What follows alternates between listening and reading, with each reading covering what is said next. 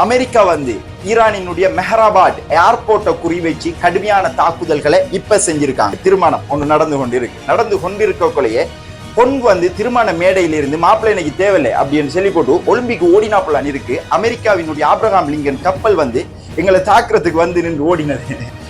ஈராக்ல இப்ப கடுமையான பிரச்சனைகள் வேற ஆரம்பிச்சிருக்கு. என்ன அப்படி என்று சொன்னா இப்ப ஹிஸ்புல்லாக்கள் ஒவ்வொரு நாள் அடிக்க கொண்டிருக்காங்க அப்படின்னு சொன்னா தெற்கு இஸ்ரேல் நின்று கத்தி கொண்டிருக்கு அப்படின்னு சொல்ல. ரஷ்யாவினுடைய இன்டெலிஜென்ஸ் இருக்கு தானே, உளவுத்துறை அமெரிக்காவினுடைய சவுதியினுடைய ரியாத்ல இருக்கிற பிரின்ஸ் சுல்தான் ஏர்பேஸை குறிவச்சு பாலிஸ்டிக் மிசைல் தாக்குதல் செஞ்சிருக்காங்க. ஈரான் அமெரிக்கா யுத்தம் இந்த உலகத்துல பெரிய அளவுல பிரச்சனைகளை ஏற்படுத்தி இன்னைக்கு இந்த உலகம் சமநிலை இல்லாம இருக்கிறதுக்கு மிக முக்கியமான காரணமா இருக்கு அப்படி என்று சொல்லலாம். அதாவது ஒரு யுத்தம் ஒன்று வரும் அப்படி என்று சொல்லி அமெரிக்காவும் ஈரானும் சொல்லிக் கொண்டிருந்தாங்க. பட் நிறைய பேர் சொல்லிக் கொண்டிருந்தாங்க என்ன அப்படின்னு சொன்னாச்சு, இப்படி எல்லாம் ஒரு யுத்தம் ஒன்று வராது, அதெல்லாம் நடக்க மாட்டா, இது அமெரிக்கா ஈரான் டீலிங், அது அவங்களுக்குள்ள பேசி முடிச்சு எல்லாமே முடிஞ்சிடும் அப்படின்னு தான் நினைச்சு கொண்டிருந்தாங்க. ஆனா இந்த யுத்தம் அப்படிங்கிறது ஏற்கனவே உறுதி செய்யப்பட்ட ஒன்று அப்படிங்கிறது உலக அரசியலை தொடர்ச்சியாக கண்காணிக்கிறவங்களுக்கு தெளிவாக விளங்கி கொண்டிருக்கும் அப்படி என்று சொல்லி நாம நினைக்கும். அதைத்தான் நாம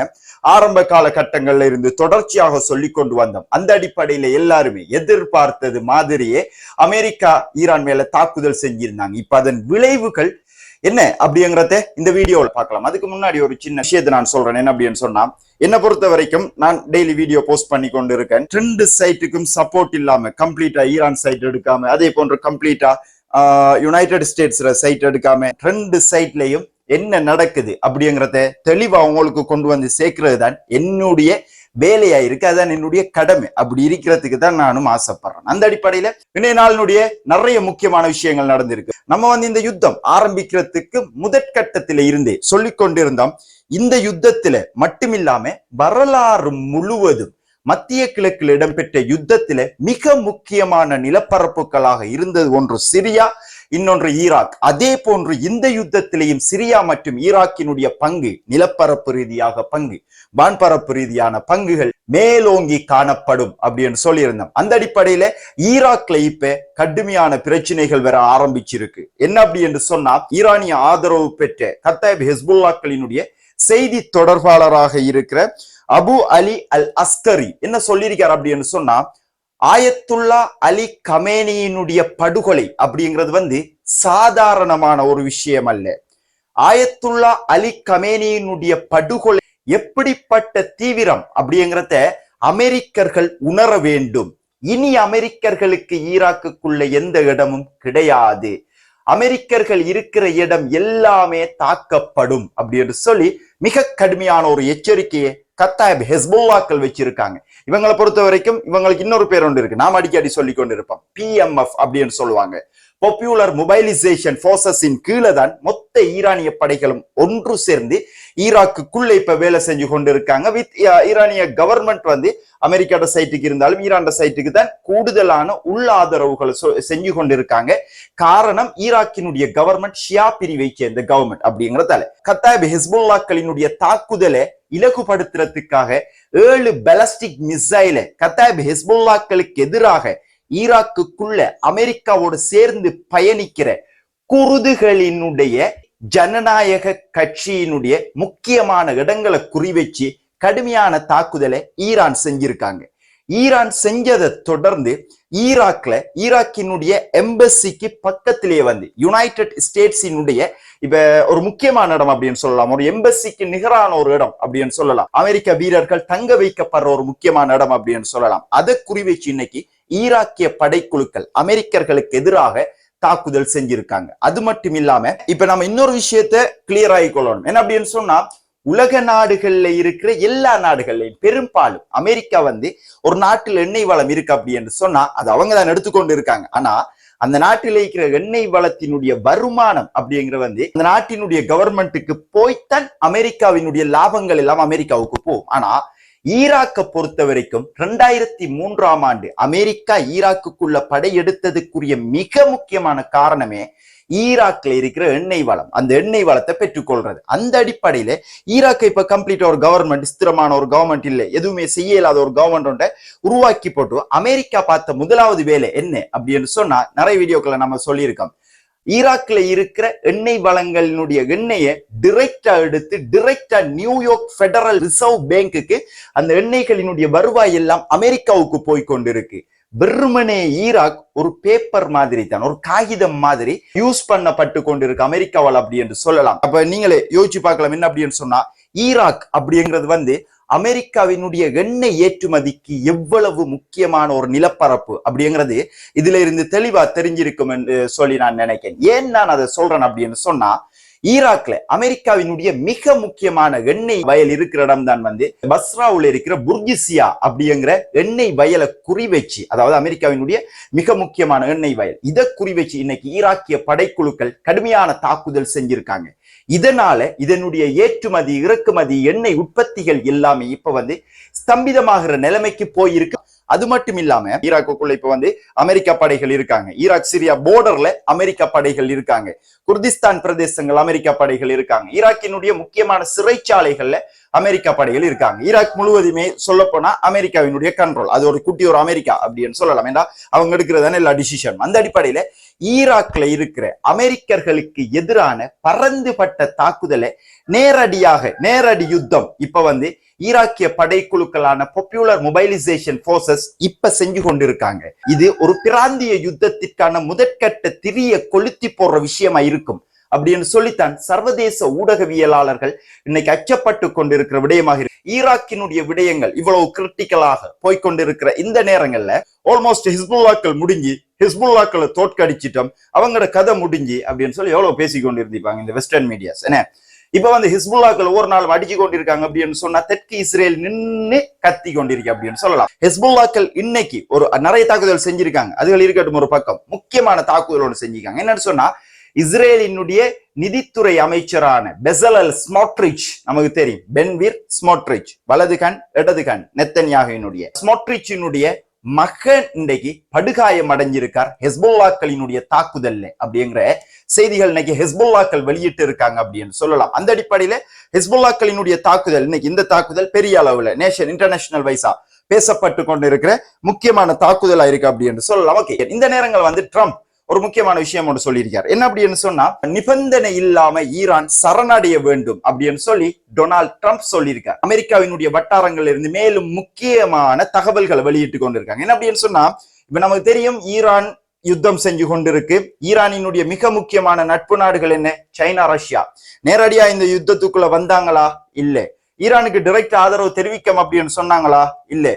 ஆனா இப்ப அமெரிக்கா ஒரு முக்கியமான தகவல் ஒன்றை கண்டுபிடிச்சிருக்காங்க அப்படின்னு சொல்லி ரியூட்டர்ஸுக்கு தகவல் கொடுத்திருக்காங்க. என்ன அப்படின்னு சொன்னா, ரஷ்யாவினுடைய இன்டெலிஜென்ஸ் இருக்கு தானே, உளவுத்துறை அமெரிக்காவினுடைய ஒவ்வொரு நடவடிக்கைகளையும், அதாவது கப்பல் எந்த இடத்துல நிலைநிறுத்தப்பட்டிருக்கு, அமெரிக்காவினுடைய அடுத்த கட்ட மூவ் எப்படி இருக்கு, அமெரிக்க வீரர்கள் எந்தெந்த ஹோட்டல்கள்ல தங்க வைக்கப்பட்டிருக்காங்க, அமெரிக்க வீரர்களினுடைய நடமாட்டங்கள் எப்படி இருக்கு அப்படிங்கிற சகல இன்டெலிஜென்ஸ் ரிப்போர்ட்டையும் ஈரானுக்கு ரஷ்யா கொடுத்து கொண்டிருக்காங்க.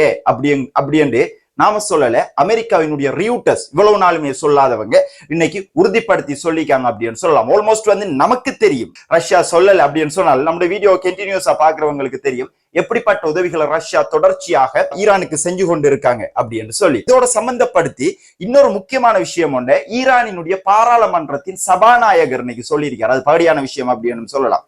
என்ன அப்படின்னு சொன்னா, யுஎஸ்எஸ் ஆப்ரஹாம் லிங்கன் அப்படிங்கிற கப்பலை கொண்டாந்து நித்தாட்டி வச்சிருந்தாங்க, எங்களுக்கு அடிக்க போறோம் அப்படின்னு சொல்லியிருந்தாங்க. அடிச்சிருந்தாங்க அந்த கப்பல் இருந்து. ஆனா இப்ப அந்த கப்பல் எங்க? கப்பலை காணல, நாங்க அடிச்சு விரசிட்டோம். யுத்தத்துல இருந்தே அந்த கப்பல் வெளியிறங்கி போயிட்டு. அதுக்கு உதாரணம் என்ன சொல்லியிருக்காரு அப்படின்னு சொன்னா, ஈரானினுடைய சபாநாயகர் பாராளுமன்றத்திலேயே சொல்லியிருக்காரு. என்ன அப்படின்னு சொன்னா, இப்ப கல்யாணம் ஒன்று நடந்து கொண்டிருக்கு, திருமணம் ஒன்று நடந்து கொண்டிருக்கக்குள்ளேயே பொன் திருமண மேடையில இருந்து மாப்பிள்ளை எனக்கு தேவையில்லை அப்படின்னு சொல்லி போட்டு ஒலிம்பிக் ஓடினாப்பலான் இருக்கு. அமெரிக்காவினுடைய ஆப்ரஹாம் லிங்கன் கப்பல் எங்களை தாக்குறதுக்கு நின்று ஓடினது அப்படின்னு சொல்லி சபாநாயகர் கிண்டல் கேலி அடிச்சிக்கார் அப்படின்னு சொல்லலாம். இது இப்படி இருக்கக்குள்ள மத்திய கிழக்கினுடைய நிலவரங்கள் எப்படி இருக்கு அப்படிங்கறத கட்டாயம் நம்ம பார்க்கணும். மிடில் ஈஸ்ட்ல இருக்கிற எல்லா எண்ணெய் ஏற்றுமதி இறக்குமதி ஆயில் ஃபீல்டுகள் எண்ணெய் வயல்கள் எல்லாமே அமெரிக்காவுக்கு சொந்தமானது. அந்த அடிப்படையில எல்லா எண்ணெய் வயல்களை குறி வச்சும் ஈரான் தாக்குதல் செஞ்சு கொண்டு இருக்காங்க. இப்ப குவைட்ல கிட்டத்தட்ட கம்ப்ளீட்டா ஆல்மோஸ்ட் எண்ணெய் ஏற்றுமதி செய்யவும் முடியாது, எண்ணெய் உற்பத்தி செய்யவும் முடியாது, பிளைட் ஒன்றுமே இல்லை. குவைட்டை பொறுத்த வரைக்கும் எதுவுமே இல்லை. கடந்த 6 நாட்களாக கடுமையாக பாதிக்கப்பட்ட ஒரு நாடு இந்த யுத்தத்தால. ஈரான் குறி வச்சு அடிச்ச நாடு குவைட். குவைத் இப்ப வந்து எண்ணெய் உற்பத்தி செய்யறத இடைநிறுத்தி வச்சிருக்காங்களாம். காரணம் என்ன அப்படின்னு சொன்னா, ஏற்கனவே உற்பத்தி செஞ்சு வச்சிருந்த கச்சா எண்ணெய்களை வெளிநாடுகளுக்கு ஏற்றுமதி செய்ய இயலாத நிலைமை இருக்கு. ஸ்ட்ரைட் ஆஃப் ஹார்மோஸ ஈரான் பூட்டி இருக்காங்க, அதனால ஏற்றுமதி செய்ய முடியாது. இதனால குவைத்துக்கு என்ன நட்டம் அப்படின்னு சொன்னா, குவைத்தை பொறுத்த வரைக்கும் ஒரு நாளைக்கு 2.6 மில்லியன் பெரல் தெரிஞ்சிருக்கும் அப்படின்னு சொல்லி நினைக்கிறேன். அப்படி ஒரு பெரல்ல 2.6 மில்லியன் பெரல்னா எத்தனாயிரம் கப்பல்கள்ல ஏற்றுமதி செஞ்சு கொண்டே இருக்கிற குவைத் வந்து இப்ப இவ்வளவுத்தையும் கேன்சல் பண்ணி வச்சிருக்கு அப்படின்னு சொன்னா, உலகளாவிய ரீதியில எண்ணெய் இறக்குமதியினுடைய சரிவு எந்த அளவுக்கு இருக்கும் அப்படிங்கிறது இப்ப நமக்கு வழங்க மாட்டா, இன்னும் ஒரு மாசம் போகணும். இதே மாதிரி சிச்சுவேஷன் இருக்கும் அப்படின்னு சொன்னா. அது மட்டும் இல்லாம துபாய் குவைத்துக்கு அடுத்தது கடுமையாக பாதிக்கப்பட்ட ஒரு இடம். அதாவது 24/7 உலகளாவிய ரீதியில அமெரிக்காவினுடைய நியூயார்க் டைம்ஸ் ஸ்கொயருக்கு சமனாக நிகராக இருக்கிற ஒரு நகரம் துபாய். உலகளாவிய ரீதியில இருக்கிற பணக்காரர்கள் எல்லாருமே அவர்களுடைய சொத்துக்களை தங்கங்களை சேமிச்சு வச்சிருக்கிற பாதுகாப்பான ஒரு இடம் அப்படின்னு சொல்லி துபாயில தான் சொத்துக்களை சேமிச்சு வச்சிருந்தாங்க. பட் இப்ப கிடைச்சிருக்கிற முக்கியமான தகவல்களின் அடிப்படையில உலகளாவிய ரீதியில இருக்கிற முக்கியமான பணக்காரர்கள் எல்லாருமே துபாயில் இருந்து அவர்களுடைய சொத்துக்களை அப்புறப்படுத்துறதுக்கு ஆரம்பிச்சிருக்காங்க. ட்ரில்லியன் கணக்குல கேஷ் இப்ப வந்து துபாயில இருந்து வெளிநாடுகளுக்கு டிரான்ஸ்பர் செய்யப்பட்டு கொண்டிருக்கு. அது மட்டும் இல்லாம துபாயில வந்து தங்கம் கடுமையா மவுஸ் இருக்கிற ஒரு பகுதி துபாய். அப்படி அந்த தங்கங்களையும் இப்ப துபாய் விட்டு வெளிநாடுகளுக்கு மாற்றத்துக்கு ஆரம்பிச்சிருக்காங்க. முக்கியமாக சிங்கப்பூர் மற்றும் ஹாங்காங் ஆகிய நாடுகளுக்கு சொத்துக்களை மாற்றி கொண்டு இருக்காங்க. இதனால துபாய் அப்படிங்கிற வந்து வரலாறு காணாத சரிவை சந்திச்சிருக்கு அப்படின்னு சொல்லலாம். ஹொர்மோஸ் ஜலசந்தி இப்ப பூட்டப்பட்டிருக்கு. சைனா வந்து இப்ப ஈரானோட ஒரு பேச்சுவார்த்தை ஒன்று செஞ்சு கொண்டு இருக்காங்களாம். என்ன அப்படின்னு சொன்னா, எரிவாயு ஏற்றுமதி, அதாவது இந்த சமையல் எரிவாயு இருக்கு தானே, அந்த கேஸ் LNG அப்படின்னு சொல்ற அந்த கேஸ் ஏற்றுமதி வந்து கத்தார் ஸ்ட்ரைட் ஆஃப் ஹார்மஸ் ஊடாக செய்யறதுக்கு ஈரான் அனுமதிக்கணும் அப்படின்னு சொல்லி சைனா இப்ப ஈரானோட பேச்சுவார்த்தை நடத்தி கொண்டு இருக்காங்களா. ஏன் கத்தாருக்காக சைனா இவ்வளவு வரைக்கும் ஈரான் கிட்ட பேசணும் அப்படின்னு சொல்லி பார்த்தோம்னா, சைனா ஆக கூடுதலாக உலகளாவிய ரீதியில இருக்கிற எண்ணெய் இறக்குமதியில சைனாவை பொறுத்த வரைக்கும் இறக்குமதியில கத்தாருக்கிட்ட இருந்துதான் எண்ணெயை இறக்குமதி செஞ்சு கொண்டு இருக்காங்க. சோ கத்தாருக்கிட்ட இருந்து கேஸ் போனா தான் சைனாவுக்கு கேஸ் கிடைக்கும். அதனாலதான் சைனா ஈரானோட ஒரு பேச்சுவார்த்தை ஒன்று செஞ்சு கொண்டு இருக்காங்களா. யுத்த களம் எங்கெங்க தாக்குதல் நடாத்தப்பட்டு இருக்கு அப்படின்னு சொல்லி பார்த்தோம்னா, முதலாவதாக ஈரான் எங்கெங்கெல்லாம் தாக்குதல் நடத்தி இருக்கு அப்படின்னு சொல்லி பார்த்தோம்னா, யுனைடெட் அரப் எமிரேட்ஸினுடைய ஃபுஜைரா ஆயில் ஃபீல்ட குறிவச்சு ஈரான் தாக்குதல் செஞ்சிருக்காங்க. அது மட்டும் இல்லாம தொடர்ச்சியாக சவுதியினுடைய ரியாத்ல இருக்கிற பிரின்ஸ் சுல்தான் ஏர்பேஸ குறிவச்சு பாலிஸ்டிக் மிசைல் தாக்குதல் செஞ்சிருக்காங்க. இதே அந்த இடத்துல இருந்தே பார்த்துக்கு இருந்த ஒருவர் வீடியோ எடுத்து போட்டிருக்காரு. அது கொஞ்சம் பயங்கரமான வீடியோவாக இருக்கு. அந்த பாலிஸ்டிக் மிசைலினுடைய வேகம் எந்த அளவுக்கு பேஸ் வந்து பாதிக்கப்பட்டிருக்கு. அடுத்து வந்து குவைத்ல இருக்கிற ஏர்பேஸ குறிவச்சு ட்ரோன் தாக்குதலை ஈரான் செஞ்சிருக்காங்க. அது மட்டும் இல்லாம எர்பில் இருக்கிற, அதாவது ஈராக்ல எர்பில் நகரத்துல இருக்கிற ஹோட்டல் ஒன்றை குறிவைச்சு, அதாவது ஹோட்டலை குறிவைக்காங்க அப்படின்னு சொன்னா அங்க அமெரிக்க வீரர்கள் இருக்காங்க அப்படின்னு சொல்லித்தான அர்த்தம். அந்த அடிப்படையில ஹோட்டலை குறிவைச்சு ஈரான் ட்ரோன் தாக்குதலோடு செஞ்சிருக்காங்க. அது மட்டும் இல்லாம USS ஆப்ரஹாம் லிங்கன் கப்பலை குறிவைச்சு ஈரான் மிசைல் தாக்குதல் செஞ்சிருக்காங்க அப்படின்னு சொல்லலாம். அந்த அடிப்படையில இன்று இரவு மட்டுமே ஈரானினுடைய தாக்குதல்கள் இப்படி இருக்கு. இது மட்டும் இல்லாம மேலதிகமாக வளமைய போல அலையாக தொடர்ச்சியாக இஸ்ரேலை நோக்கி தாக்குதல் ஈரான் செஞ்சு கொண்டு இருக்காங்க. இன்றும் ஈரான் செஞ்சிருக்காங்க இடைவிடாத தாக்குதல் அப்படின்னு சொல்லலாம். அந்த அடிப்படையில டெல் அவீவ் நகரத்தை குறிவச்சு ஈரான் பாலிஸ்டிக் மிசைல் மற்றும் ட்ரோன் தாக்குதலை செஞ்சிருக்காங்க. IRGC இதை உறுதிப்படுத்தி இருக்காங்க. அதே போன்ற IDF பக்கங்களும் இதை உறுதிப்படுத்தி இருக்காங்க. எப்படி உறுதிப்படுத்தி இருக்காங்க? சைரன்ஸ் எங்கெங்கெல்லாம் ஒலிக்குது அப்படிங்கிற அடையாளத்தினூடா அப்படின்னு சொல்லலாம். அமெரிக்காவும் ஈரான் மேல பல தாக்குதல்களை செஞ்சு கொண்டு இருக்காங்க. அதுக்கு அவங்க பயன்படுத்துற மிக முக்கியமான ஆயுதம் தான் USS ஜெரால்ட் ஆர் ஃபோர்ட் அப்படிங்கிற கப்பல். இதுவரைக்குமே வந்து மத்திய தரை கடல்ல இந்த கப்பல் இருந்து இஸ்ரேலுக்கு எதிராக ஈரானிய மிசைல்களை தடுத்து கொண்டு இருந்துச்சு. ஆனா இப்ப இந்த கப்பல் ஈஜிப்டினுடைய சுயஸ் கால்வாய் வழியாக செங்கடலை சென்றடைஞ்சிருக்கு. பாபில் மந்தப் ஜலசந்தியை இன்னும் தாண்டல, ஆனா செங்கடலை சென்றடைஞ்சிருக்கு. அமெரிக்கா வந்து ஈரானினுடைய மெஹராபாட் ஏர்போர்ட்டை குறிவச்சு கடுமையான தாக்குதல்களை இப்ப செஞ்சிருக்காங்க. இதுல நீங்க கேள்விப்பட்டிருப்பீங்க, 13,000 இருக்கைகளுடன் இருந்த அசாடி ஃபுட்பால் கிரவுண்டை குறிவச்சு தாக்குதல் செஞ்சிருந்தாங்க அமெரிக்கா. ஈரானினுடைய முக்கியமான வசதிகளை குறிவச்சு அமெரிக்கா தாக்குதல் செஞ்சு கொண்டு வராங்க. யுனைடெட் ஸ்டேட்ஸினுடைய சென்டகாம் அறிவிச்சிருக்காங்க. என்ன அப்படின்னு சொன்னா, பாலிஸ்டிக் மிசைல்களை இஸ்ரேல் மேலேயோ அல்லது பிற நாடுகள் மேலேயோ ஏவுறதுக்கு அவங்க அந்த வாகனத்தில் எடுத்துக்கொண்டு வருவாங்க. அதை வந்து பாலிஸ்டிக் மிசைல் லான்ச்சர்ஸ் அப்படின்னு சொல்லுவாங்க. இதை குறி வச்சு நாங்க ஈரானுக்குள்ள பல தாக்குதல் செஞ்சிருக்கோம். இதனால ஈரான் வந்து பாலிஸ்டிக் மிசைல் ஏவுற வீதம் ஓரளவுக்கு சடுதியாக குறைக்கப்பட்டிருக்கு அப்படின்னு சொல்லி அமெரிக்கா சொல்லி இருக்காங்க. அது மட்டும் இல்லாம அசர்பைஜான்ல இப்ப புது பிரச்சனை ஒன்று போய் கொண்டு இருக்கு. நமக்கு தெரியும் அசர்பைஜானுடைய ஏர்போர்ட்டை குறி வச்சு ஒரு ட்ரோன் தாக்குதல் நடந்துச்சு. இதே ஈரான் தான் செஞ்சிருக்காங்க அப்படின்னு சொல்லி அசர்பைஜான் நாங்க ஈரானுக்கு அடிக்க போறோம், அப்படி செய்ய போறோம் அப்படின்னு சொல்லி நிறைய பேச்சுக்கள் பேசி கொண்டு இருக்காங்க. இப்ப இந்த அசர்பைஜானை பொறுத்த வரைக்கும் பார்த்தோம் என்ன அப்படின்னு சொன்னா, ஈரானை சுற்றி இருக்கிற நாடுகள்லயே ஈரானுக்கு எதிராக செயற்பட்டு கொண்டிருக்கிற ஈரானினுடைய எல்லையை பகிர்ற ஒரு நாடுதான் அசர்பைஜான். அர்மேனியாவே ஈரானோட தான் நிக்காங்க.